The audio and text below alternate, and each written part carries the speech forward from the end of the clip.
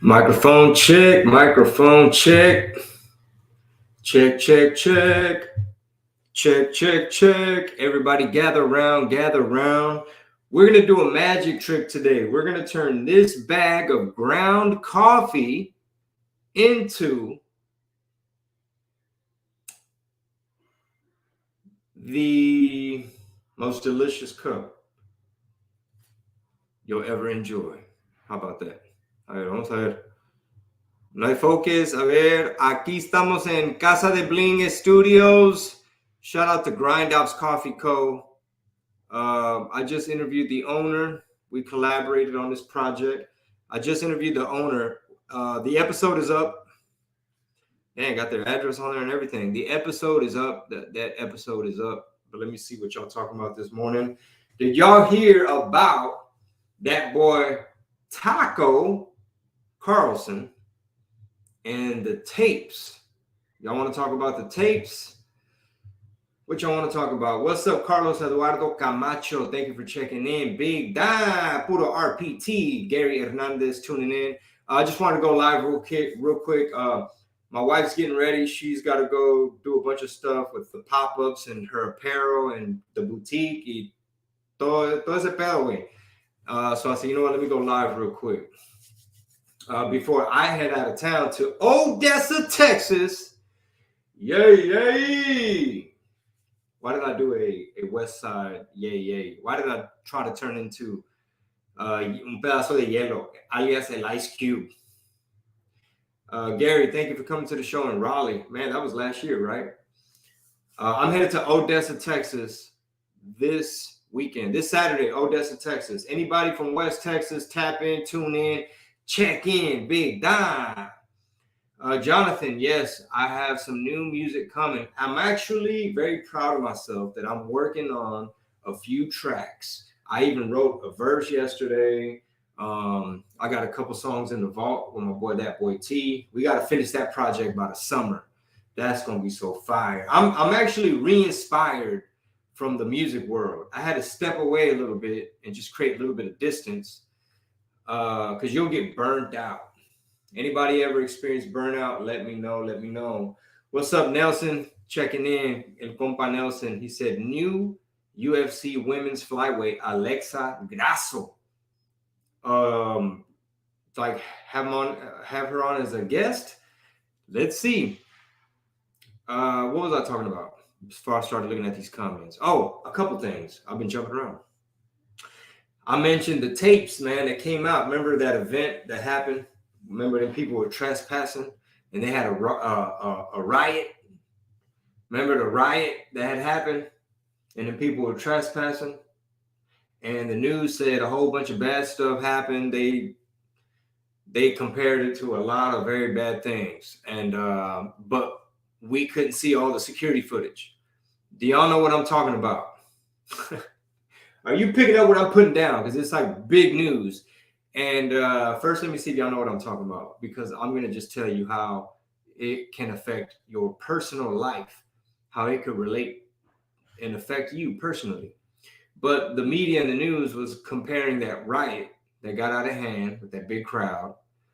But they just didn't tell you the full story of like, well, how'd they get in? Who let them in? And well, why didn't they have extra backup that day? Wait, was backup requested? Can we see some of the footage?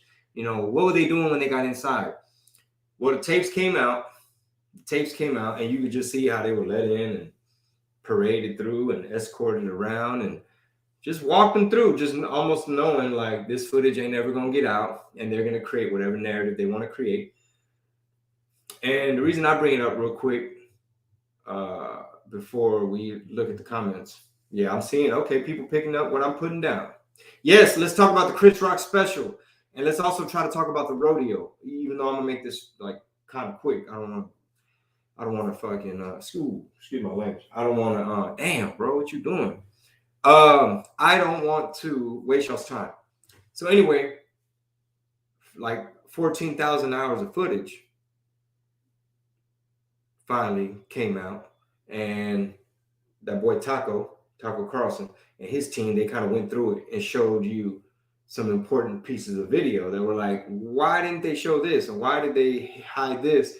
And why they make it seem like it was this, but really we seeing that it was more of this. And then people were kind of like useful idiots. Some of them like got kind of set up like, hey, dude, you with the buffalo hat, carnal, pásale pa' acá, raza. Take your time.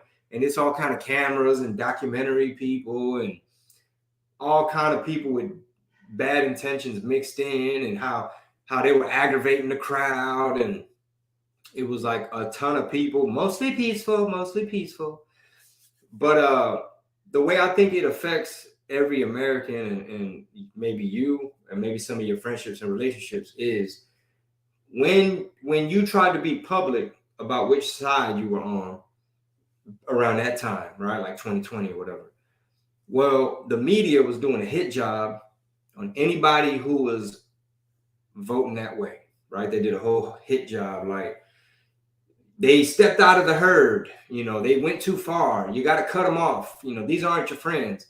So basically, people that I know, I'll give you one example, a DJ homeboy of mine that I've known probably 17 years.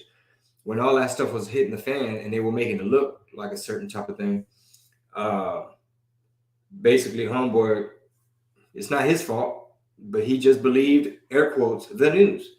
And he was just like, man, these people, man, Chingo, how dare you, bro? This is what you've been promoting. Like, these people, they did this, and somebody RIP because they did this and they did it, and they, they hurt people and they did it. It's like, okay, man. And now that it's coming out, people ain't nobody said, oh, my bad, bro. I ain't really know how the news be lying. So the moral of the story is the news be lying.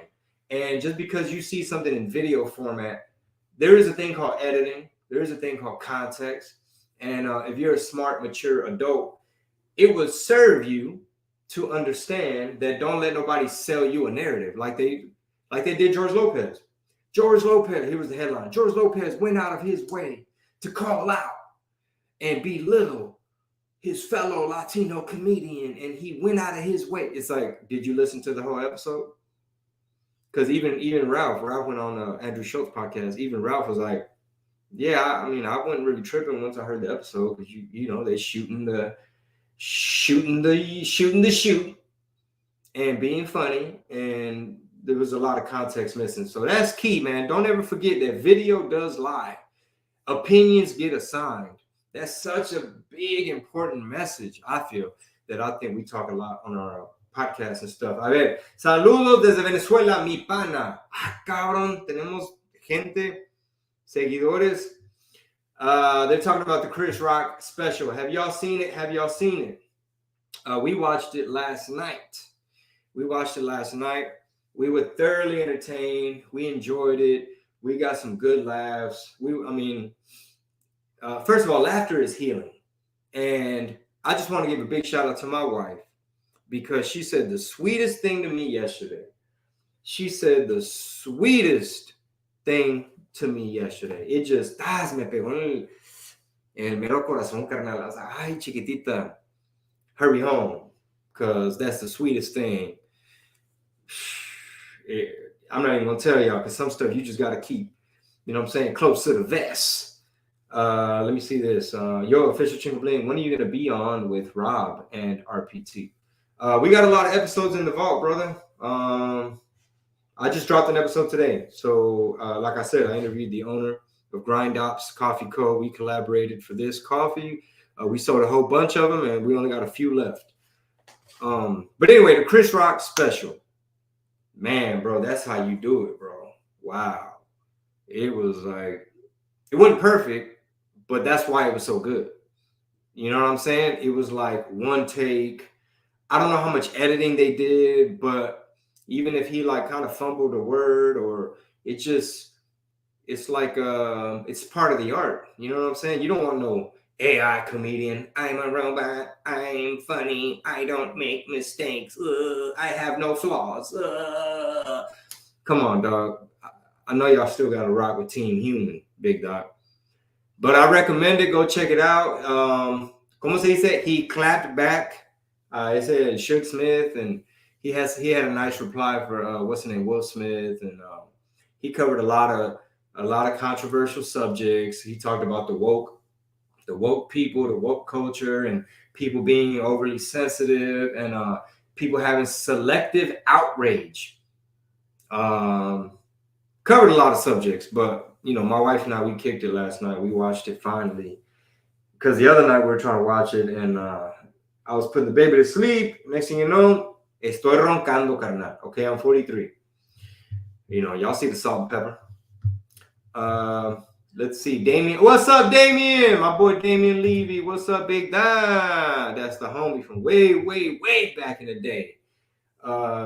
We have been speaking about a coffee project, and I'm still open to it, Damien, but this opportunity kind of fell in place, and good to hear from you, man. We could plus you got that good Blue Mountain Jamaican coffee. Lord have mercy.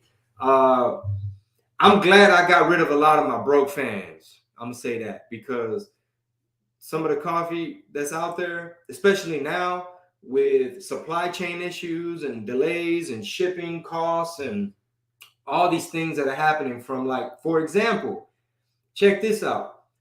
When the price of petroleum goes up, all your shipping goes up. So this coffee might have been a totally different price. Think about that. Everything. Everybody uses petroleum and combustible, whatever the word is, right? People use fossil, they call it fossil fuels, but they don't even come from fossils. Anyway, oil and gas. People use oil and gas to transport stuff. That's why Dollar Tree is now Tree Fitty. It's just compounded issues. But anyway, shout out to my boy Damien, man. We go way back. He said, let's get it, Big Don. Great to hear from you, man. He said, maybe we can get you and the family down to Jamaica and see everything. Oh, you know what? Top priority for me this year is work on my tan and figure out just how relaxed I could do everything. If you ain't got on house shoes, bro, you know what I'm saying? Then I don't want to be there. I can't be there, bro. Like, if I can't, obviously I'm not gonna wear sweatpants on stage. I'm not trying to be that damn relaxed. But like, logistically, for different scenarios, because people hit us up like, yo, we want to bring Chingo to such and such. We trying to bring Chingo to such and such to come do whatever. You get a comedy show. Well, we got to factor in like opportunity cost. Like, if it's gonna take me a whole 24 hours worth of travel, like, I gotta hop on this, I gotta leave my house at a certain time, I gotta get to the airport at a certain time. You gotta factor in that whole debacle of like, what time am I gonna land? Am I gonna have to, like, just logistics? Factor in that Uber. You know what I'm saying? It's not gonna be one of those like, I'm gonna scoop you and I'll take you wherever you need to go. Nah, bro, we need to factor in, I'm gonna have to rent me a car. No offense. Just logistics, Big Doc. All right, let's see. Somebody said, working hard or hardly working? You know what? One of the things on my agenda today is I'm gonna make some YouTube content with my 4-year-old. Bro, why you think I got these games out?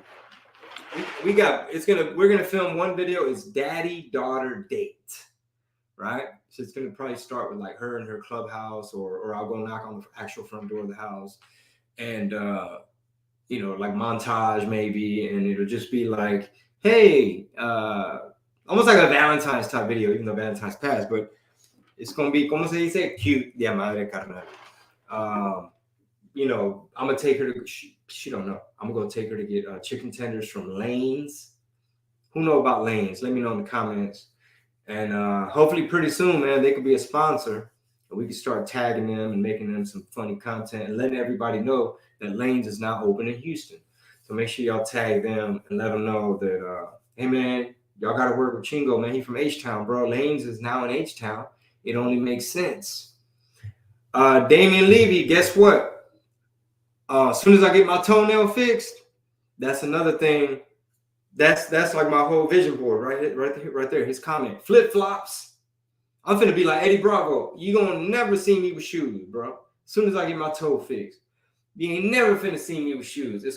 I hit up Eddie Bravo, name drop, and I was like, hey, carnal, what's a good flip-flop brand you recommend? Man, he recommended some $400 flip-flops.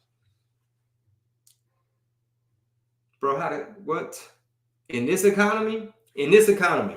So I got on I got on Amazon, shit. I saw excuse my language. I saw a bunch of pair and I'm for the low. And I'm like, well, damn, how long these gonna last? But that right there is my whole vision board. Flip flop, sun, and relaxation. Shout out to everybody came out to the show this past Sunday. Yep, we did a Sunday night show in Naples, Florida. That was a lot of travel, but it was a packed house. I had a great time on stage, man. And a key thing, anybody out there that's a performer, whether you're a musician or you're a comedian, anything like that, being relaxed up there, that's so important. How do you go about being relaxed? Well, you got to be confident. You know what I'm saying? You got to feel good so that you could just be kind of chilling, even if you are high energy but relaxed. You know what I'm talking about? To get that timing in good. Come to Monterrey, Mexico, bro. Hook you up with some good carne asada, carnal. Hey, aquí también hay carne asada, carnal. We got some too, big doc. That sounds like a whole bunch of travel right there, man. I'm trying to stay home a little bit more. Somebody said lanes. I wish I had more hands. What does that mean? You hating on lanes, big dog? Let me see. You got somebody said you got COVID toe? No, I do not have corona on my toe. Gotti Rio said I am selective reading. Okay, big dog. Let me see. When you come to San Antonio, I don't have all those tour dates memorized, but as you can see, I got a few of them typed up at the bottom of the screen, man. Odessa this Saturday. After that, we do a Cali run. Fresno, Merced, Visalia. March is going to be pretty packed, and like I said, that right there is going to require some driving and some flying.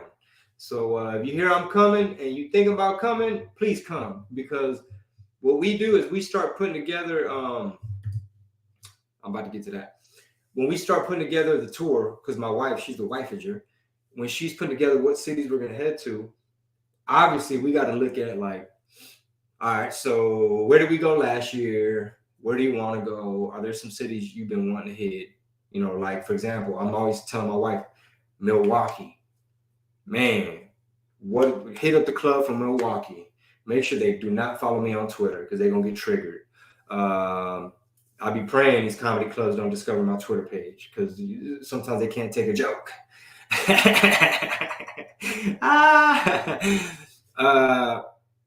So what I was saying is sometimes, like, for example, right there, they said, saludos desde Denver. What's up, big Don? Thank you for checking in. For example, my wife, she's like, okay, you want to go back to Denver because it's fun?